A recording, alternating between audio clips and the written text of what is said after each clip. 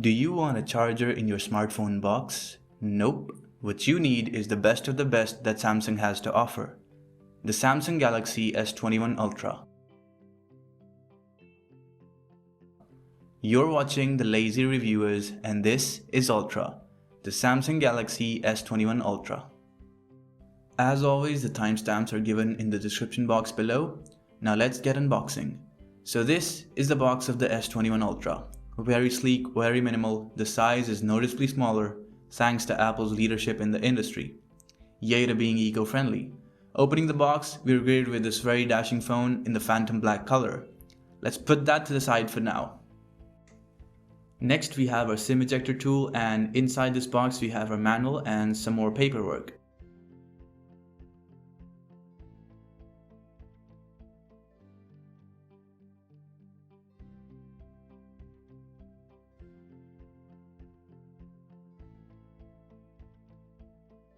After that, we can see our cable with USB Type-C on both ends.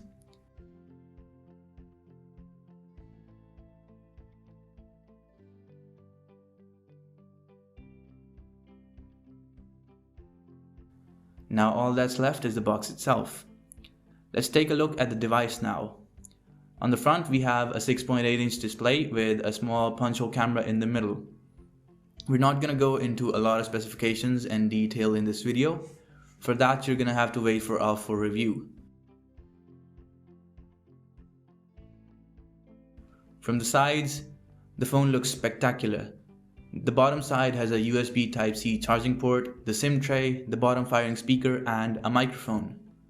The left side is completely clean. The top has two noise cancellation microphones. On the right, we have our power button and volume rocker keys. This side morphs beautifully into the back camera. Now let's turn the phone on. After setting up the new phone, the in-display fingerprint is available along with face unlock. The display is a silky smooth 120 Hz. For all the other features and specifications, look forward to our full review.